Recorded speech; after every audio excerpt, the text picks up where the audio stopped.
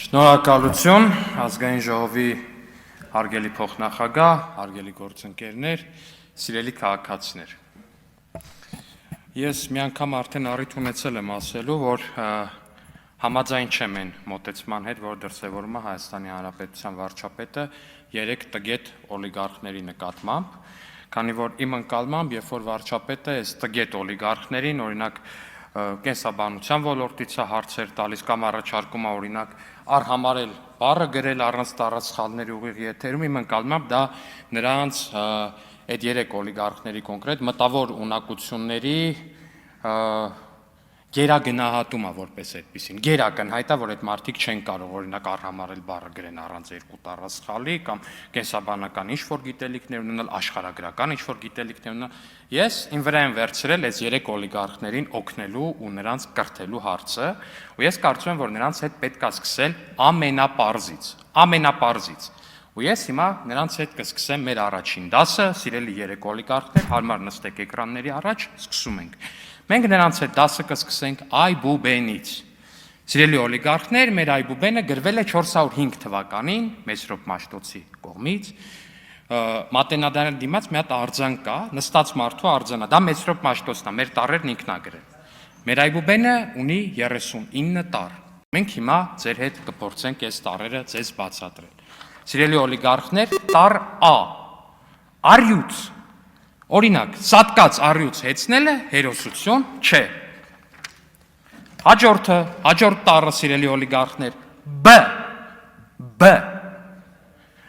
բարեգործություն։ Բարեգործություն չի կարելի համարել գողացած փողերից մարդկանց փշրանքներ տալը։ Հեշտ է, չէ՞, ստացվում է, փորձում եք գրել, սիրելի օլիգարխներ, չգիտեմ որ տեսախցիկին են։ Դուք փորձեք գրել նաև, այն ինչը տեսնում եք,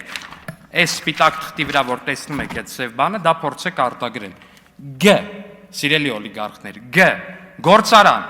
Գործարանները չպիտի քանդվեն ու որպես մետաղի ջարդոն վաճառվեն սեփական գրպանները լցնելու համար։ Գործարանները չպիտի քանդվեն ու որպես մետաղի ջարդոն վաճառվեն գրպանը լցնելու համար։ D, ձեր մտածածը չի, D, դղյակ, ժողովրդից գողացած միջոցներով կառուցած դղյակները վերադարձվում ու վերադարձվելու են ժողովրդին, սիրելի օլիգարխներ։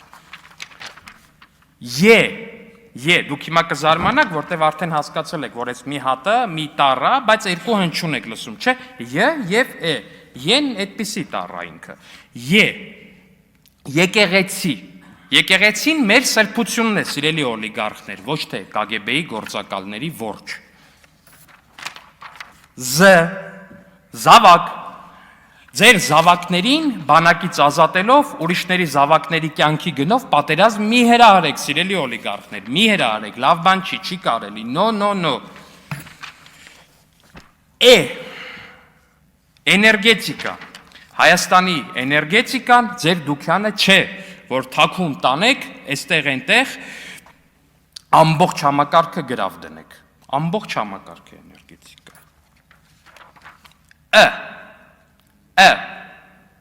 Մի քիչ տեսնում եք ոնց է արտասանվում, ընտրակաշարքը դա այն է, երբ ժողովրդից գողացածի կես տոկոսը վերադարձվում է նրան, հետագայում ժողովրդի քթերից բերելու պայմանով։ Բացառապես առանց այդ պայմանի երբեք ոչ մեկ ընտրակաշարք չի տալիս։ Եթե ընտրակաշարք տրվում է այն պայմանով, որ դրա 10 պատիկը պետքա դա վերցնողի քթերից բերի։ Թե հատկապես այն մի օլիգարխին խնդրում եմ ուշադրություն, մի շեղվեք խնդրում եմ, պարոն օլիգարխ, թիկնապահ։ Թիկնապահները չպետք է զուգարաններում ծեծելով մարդ սպանեն։ Զուգարաններում ծեծելով մարդ սպանել չի կարելի։ Ժողովուրդ։ Իշխանությունը Հայաստանում պատկանում է ժողովրդին։ Իշխանությունը Հայաստանում պատկանում է ժողովրդին։ Սա 2 անգամ եմ նախատեսել ասել, որտեղ դեռ ձեր կարողությունները չեմ ստուգել, շատ սիրելի օլիգարխներ, այնպես որ չեմ կարող ասել մեկ անգամից ոնց է ըմբռնման մակարդակը, էլի։ Լկտիություն։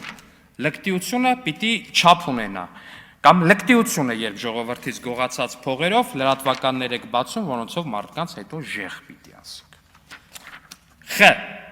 Խաղաղություն։ Մեր ժողովրդի երազանքն ու ցանկությունը խաղաղությունն է։ Ց. Ծանր։ Ծանր է երևի միաժամանակ լինել եւ KGB-ի գործակալ եւ ձևացնել, որ սիրում եք ու կամ ծառայում եք Հայաստանի Հանրապետությանը։ Կ. Այս մի օլիգարխին սա հատկապես դուր կգա։ Կ. Կրկես։ 15 տարի տևեց Երևանում մեկ կրկեսի կառուցումը 21-րդ դարում։ Այն դեպքում, երբ Հռոմի Կոլիզեումը անտիկ ժամանակներում բացառապես ձեռքի աշխատանքով կառուցվել է 8 տարում։ Հռոմում 8 տարում ձեռքի աշխատանքով Կոլիզեում, Երևանում 21-րդ դարում աշխարհի տեխնիկայով 15 տարում մի կրկես անել, որտեղ հետո մենակ օլիգարխների թիմերը պետքա ներկայացումներ տային կրկեսային։ Հ. Հաղթանակած։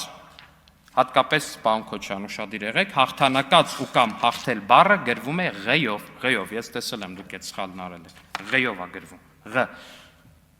Հեսա ղ-ին կհասնենք։ Ձ.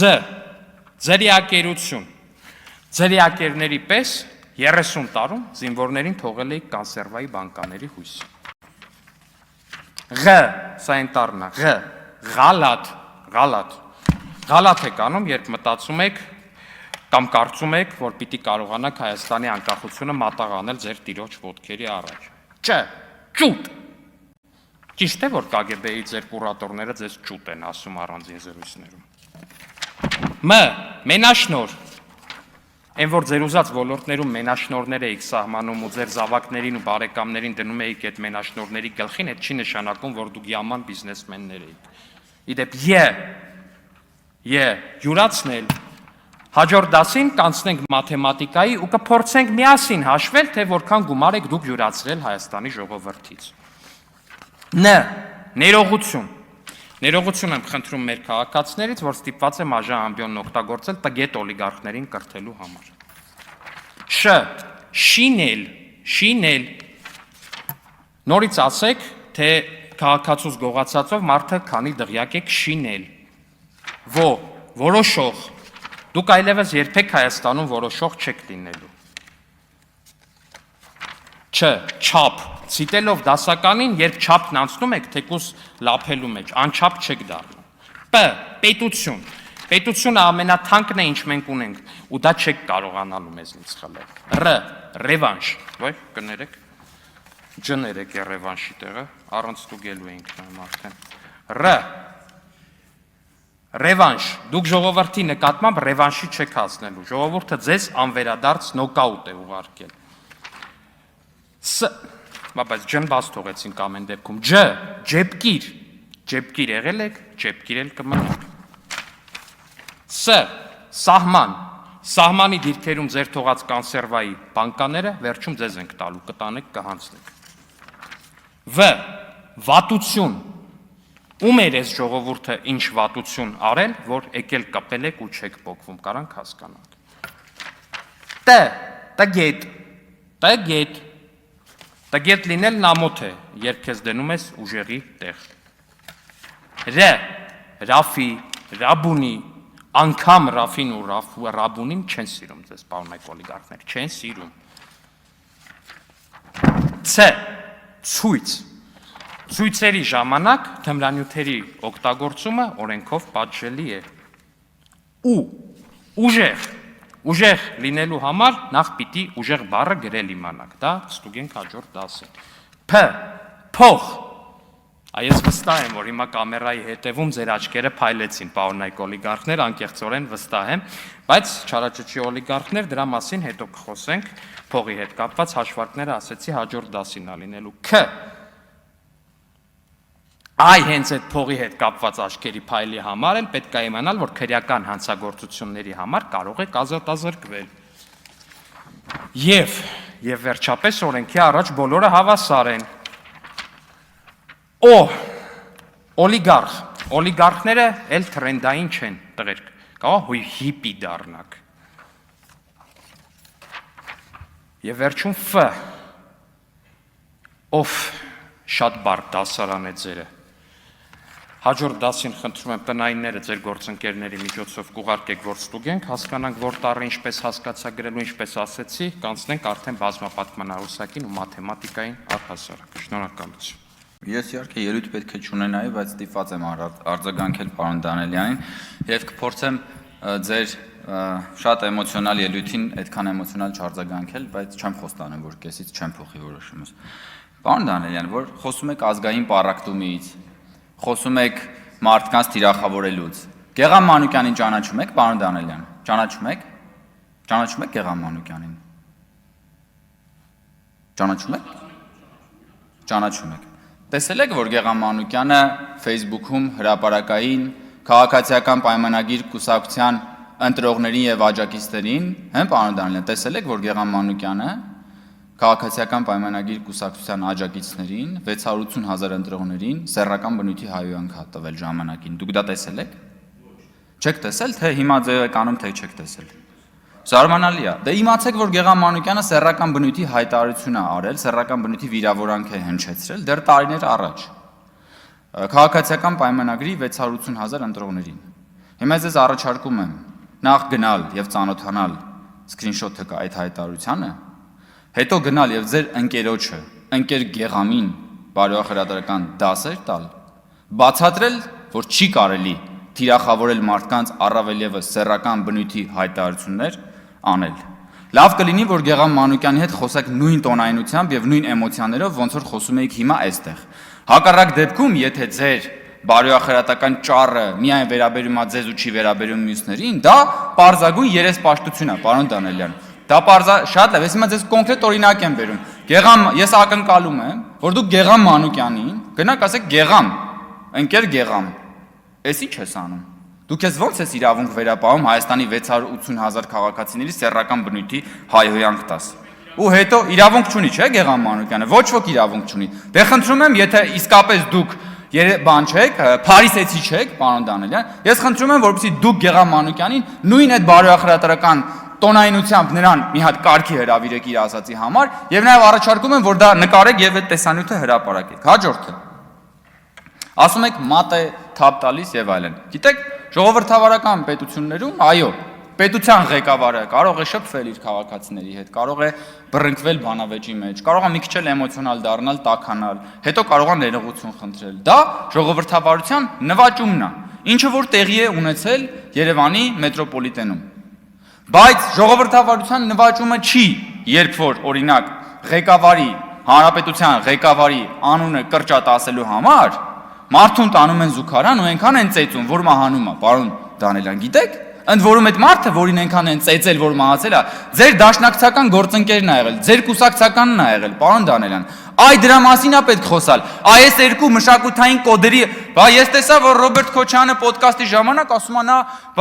ինքնության թե մշակութային կոդ չունի, վարչապետի մասին է խոսում։ Վարչապետի մասին խոսալով ասում մշակութային կոդ չունի կամ դաստիարակության կոդ չունի, ասում է մի մարդ, որի անունը կրճատ տալու համար նրա ախրանիկները մարդուն զուգարում այնքան են ծեծել, որ մահացել է։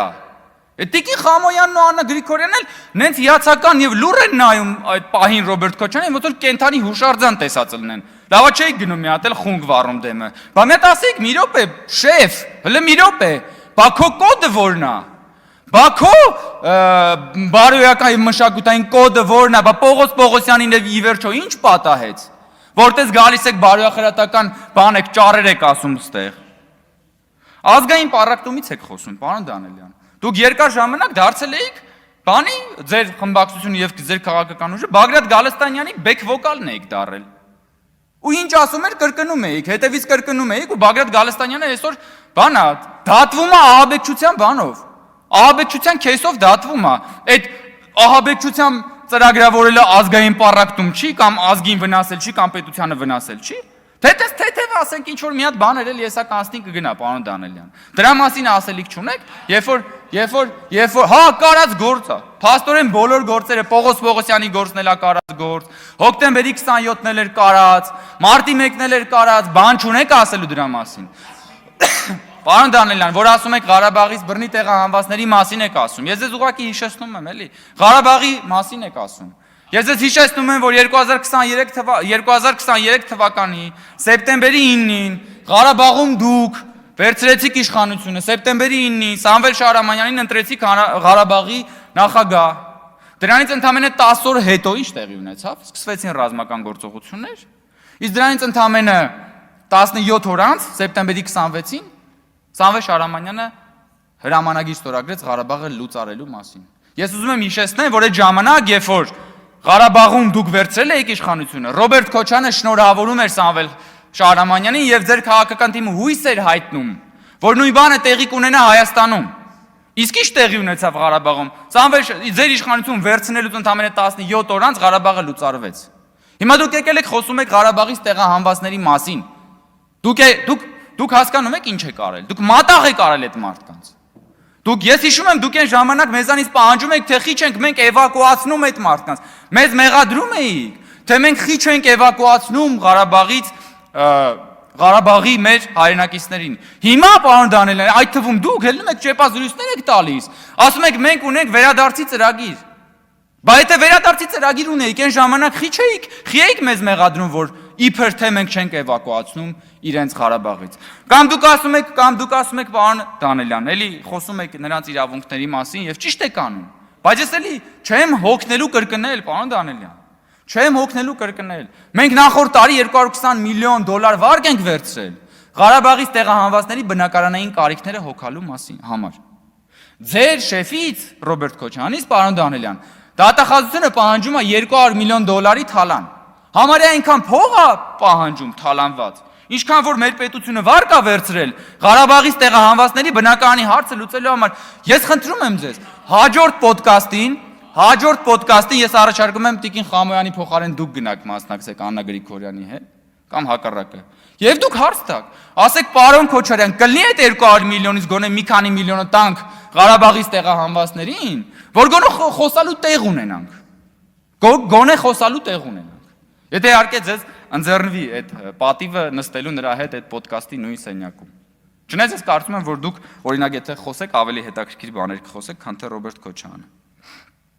Մի խոսքով պարոն Դանիելյան, ես ձեզ ուղղակի խնդրում եմ, երբ որ գալիս եք եւ հատկապես հայրենասիրական ճառեր եք ասում, բարոյախրատական տեքստեր եք ասում, լավ կլինի, որ դուք ինքներդ արդեն այդպեսին լինեք։ Ինքներդ պետք է նախ եւ առաջ դառնաք այդպեսին, հետո կաք բոլորիս ուզեք դարձնել այդպեսին։ Այնպես որ եւ ես առաջարկում եմ այդ ինքներդ այդպեսին դառնալու աշխատանքը, ես որ ասում եմ ինքներդ նկատի ունեմ ձեր քաղաքական թիմի, որովհետեւ դուք այստեղ ձեր մասին չեք խոսում, դուք այստեղ քաղաքական հայտարարություն եք անում։ Դուք այդպեսին եք, շատ լավ։ Կարող եք Քոչարյանին էլ այդպեսին դարձնել։ Կարող եք սկսել կրծեր Քոչարյանից։ Ավակ Քոչարյանի հետ կապված ես լավատես չեմ, կրծեր Քոչարյանից գոնե սկսեք։ Այդ ոդկասթի մասին էլ մտածեք։ Իմ ելույթը նվիրվում է 2008 թվականի ծնված երիտասարդներին։ Եվ կապ չունի այս պահին քննարկվող հարցի հետ, պարոն Ավետիսյան, որովհետև այդ հարցի հետ կապված ես իմ կարծիքը ասացի։ Ուրեմն մի քանի օր առաջ ես խնդրում եմ ուշադիր լսել բոլոր այն բառերը, որոնք ես օգտագործում եմ։ Մի քանի օր առաջ Հայաստանի Հանրապետության վարչապետը հանրային տրանսպորտում բանավեճ է ունեցել քաղաքացու հետ։ Գուցե էմոցիոնալ, չեմ մտնում այդ դաշտ, էմոցիոնալ եղել, էմոցիոնալ չի եղել եւ այլն։ Այո, գուցե էմոցիոնալ։ Եվ դրանից հետո մի աղմուկ աղաղակ է բարձրանում, մարդիկ իրենց կարծիքներն են տարբեր շրջանակներ հայտնում եւ մասնավորապես մեր խորհրդարանական ընդդիմության երկու պատգամավոր Տիկին Գրիգորյանը եւ Տիկին Խամոյանը, ափսոս էստեղ չեն, ես կուզենայի նրանց այստեղ տեսնել, նստած, ներողություն, Տիկին Գրիգորյանն էստեղ է, նստած քննարկում են Ռոբերտ Քոչարյանի հետ այս հարցը, որտեղ Ռոբերտ Քոչարյանը իր կարծիքն է հայտնում, ասելով, որ այդ մարդը չունի հայկականության կոդ։ Մի քիչ չեմ կարող ճիշտ արտաբերել ինչ էր։ Երևի նկատի ուներ հայկական երևի դաստիարակության, շնորհակալություն պարոն Մինասյան։ Ես այս նույն հարցը, ինչ քիչ առաջ պարոն Ավետիսյանին տվեցի, ուզում եմ տալ իմ գործընկերներին։ Դուք դիսկոմֆորտ չեք զգում այդ ժամանակ։ Դուք չեք ուզում հարցնել, որ օրինակ երբ ոչ թե քաղաքական բանավեճ էր տեղի ունենում, օրինակ եմ ասում, հա, քաղաքացու հետ եւ դա էմոցիոնալ էր բան, այլ ընդհանրապես մի քաղաքացի որոշել էր ողջունել նախագահին սրճարանում, շնորհակալություն դասընկեր, ես դա չգիտեի, ողջունել եւ այն էլ ուղղակի մի քիչ ավելի կենցաղավարի, ասելով «Պրիվետ Ռոբ», գուցե դա ասվել էր, որպեսզի ավելի հասկանալի լիներ, որ դա ողջույն է, ես չգիտեմ ինչեր այդպես արվել, բայց այդ մարդը այլևս կյանքից զրկված է, եւ ես ուզում եմ հասկանալ, դուք դիսկոմֆորտ չեք զգում, երբ քննարկում եք մարդու իրավունքների հետ կապված որևէ հարց եւ հարց չեք տալիս։ Ես գիտեմ, որ դուք ձեր վերլուծական միտքը վստահ եմ։ Պետք է որ թույլ տա այդ հարցերը ձեր մեջ ծագելու։ Բայց թույլ չի տալիս։ Եվ ավելին ասեմ, Ռոբերտ Քոչարյանի որդին հայտարարում է, որ ինքը մենք ձեզ հետ ենք, թե ինչ էսպիսի մի բան էր։ Ում հետ եք։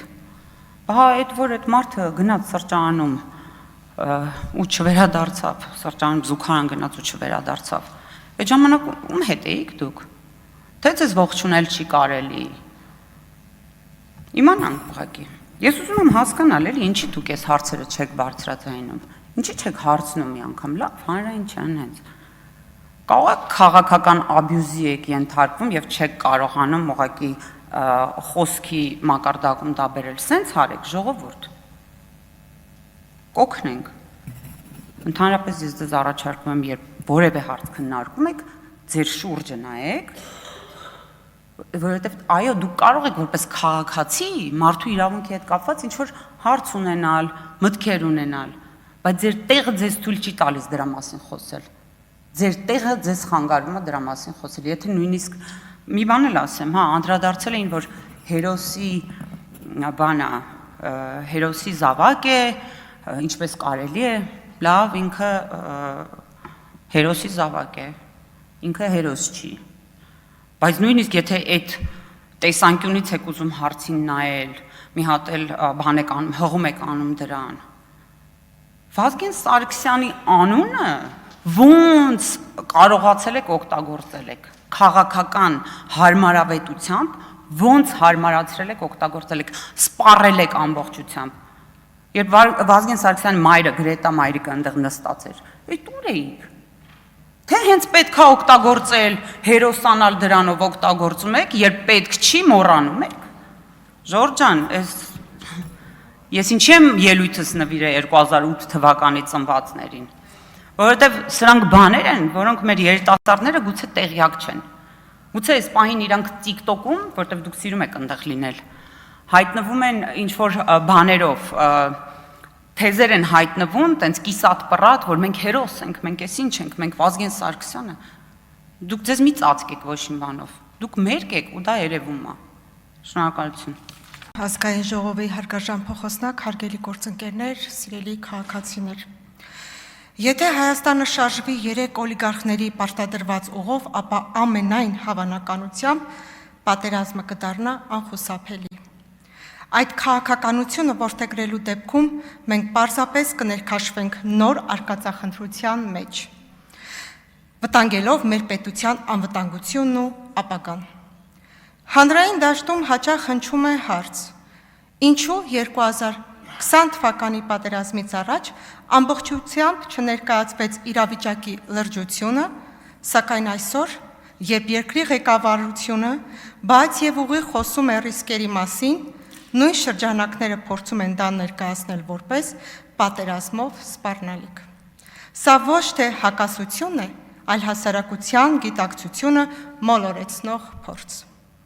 Մեզ նաև մեղադրում են, իբրև ոչինչ չենք անում իրական խաղաղությունը հաստատելու համար եւ անգամ ծաղրում են արդեն իսկ հաստատված խաղաղությունը, բայց իրականությունը այլ է։ Եթե Հայաստանը անգործության ցցաբերված լիներ, այսօր չէինք ունենա ավելի քան 2 տարվա կայունություն մեր սահմաններին, առանց զոհերի հակառակորդի կրակոցներից։ Չէր ձևավորվի խաղաղության օրակարգը միջազգային հարթակներում, չէր նախաստորագրվի խաղաղության պայմանագրերը, չէին համաձայնեցվի սահմանազատման կանոնակարգերը։ Ադրբեջանի տարածքով երկաթուղային կապով բեռնափոխադրումներ տեղի չէին ունենա Ռուսաստանից եւ Ղազախստանից։ Եվ ամենակարևորը, միջազգային մակարդակում չէր ամրագրվի սկզբունքը, որ որևէ արտատարածքային միջանցք չի լինելու։ Այս ամենը ձեռք է բերվել բարդ, երբեմն ցավոտ, բայց հետևողական աշխատանքի արդյունքում։ Եվ այսօր խաղաղությունը այլևս տեսություն չէ, այն ձևավորվող քաղաքական եւ դիվանագիտական իրականություն է։ Սակայն հարգելի գործընկերներ, եթե ընդդիմադիր օլիգարխիկ շրջանակները հասնեն իրենց նպատակին եւ քաղաքական իշխանություն ստանան, առաջին քայլը լինելու է հենց այս խաղաղության ռևիզիան։ Նրանք հայտարարում են, թե դեմ չեն խաղաղությանը, բայց յուրաքանչյուր կոնկրետ հարցում առաջ են քաշում առաջարկներ, որոնք խաթարում են արդեն իսկ ձեռք բերված հավասարակշռությունը։ Ասում են դեմ չեն թրիպին, բայց առաջարկում են ներգրավել երրորդ երկրներ, չհասկանալով, որ նման ձևաչափերի փոփոխությունը քանդում է դրանց հիմքերը։ Խոսում են երաշխավորների մասին, ինչը գործնականում նշանակում է վերաբացել արդեն համաձայնեցված խաղաղության պայմանագրի տեքստը եւ մտնել նոր վտանգավոր բանակցությունների փուլ։ Նույն մոտեցումն է նաև սահմանազատման հարցում։ Նրանք չեն ընդունում Հայաստանի Հանրապետության տարածքային ամբողջականությունը 29743 քառակուսի կիլոմետր տարածքով։ Ինչպես նաև Ռոբերտ Քոչարյանը հայտարարում է, ասելով, որ եթե դու սահմանափակվում ես 29743 քառակուսի կիլոմետր տարածքով, դու ոչ մեկին պետք չես։ Դրա համար էլ հայտարարում են Արարատը մերն է, Դադիվանքը մերն է, այսինքն բացահայտ տարածքային պահանջներ են ներկայացնում Թուրքիային եւ Ադրբեջանին։ Երբ խոսում են արժանապատիվ, ուժեղ կամ իրական խաղաղության մասին, իրականում մերժում են այսօրվա ձեռքբերումները եւ առաջարկում են վերադառնալ անորոշության։ Իսկ այդ ճանապարհը ցավոք շատ հաճախ ավարտվում է պատերազմով։ Բայց այստեղ կա հիմնարար հարց. ում հաշվին, ում երեխաների կյանքի գնով պետք է իրականացվեն այդ վտանգավոր փորձերը։ Սրանք այն մարդիկ են, որոնց ընտանիքները հաճախ զերծ են մնում այդ ռիսկերից, որոնց երեխաները չեն կանգնում սահմանին, որոնց երեխաները, թոռները ծնվել են Ամերիկայում, որոնց տղաները ազատված են բանակից, չեն ծառայել զինված ուժերում, եւ հենց այդ պատճառով էլ նրանք ավելի հեշտությամբ են խոսում պատերազմի թեմայով։ Հարգելի գործընկերներ, Հայաստանի Հանրապետությունն այլևս չի կարող իրեն թույլ տալ նման շռայլություն։ Մեր ընտրությունը պետք է լինի հստակ, պատասխանատու քաղաքականություն, կայունություն եւ երկարաժամկետ խաղաղություն։ Եվ ես վստահ եմ, Հայաստանի ժողովուրդը չի տա իր մանդատը նրանց, ովքեր պատրաստ են վտանգել այդ ճանապարհը։ Մի բան եւս հստակ է. այս ժողովրդի հաշվին ձեր արկածախնդրությունը չի իրականանալու։ Ժողովրդի լեզվով ասած, ձեր մուրազը ձեր փորում է մնալու։ Երեք մի հետաքրքիր համծիծաղելի, նողկալի դեպք է տեղի ունեցել։ Պատգամավորներից մեկը դուրս էր եկել անհետ կորածների ծնողների մոտ եւ ասում էր, որ դե դիմացեք 2 ամիս բան մնաց, հեսա ձեզ ռատ կանենք կեթակ, հեսա Նիկոլին ռատ կանենք իր ընկերներով կեթան, ու դա անում էր Հակոբ Ասլանյանը։ Ու գիտեք ինչ է հիշեցի, թե ոնց էր մեր խմբակցության նիստի ժամանակ լաց լինում եւ աղաչում, որ ինքը մնա մեր խմբակցության մեջ, առաջարկություններ էր անում, ասում էր սառեցնենք, ես բեղ պահեմ ձևանենք, որ դուք ինչ չեք ճանաչում։ Եվ այս,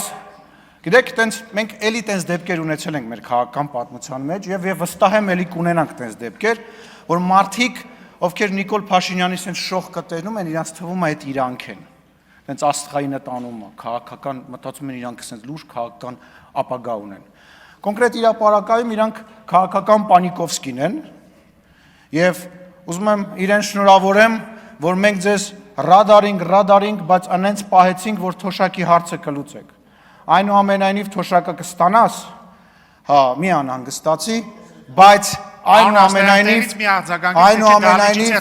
այնուամենայնիվ ամոթ է ձեզ հավաք պահեք եւ ձեր չափի մեջ պահեք։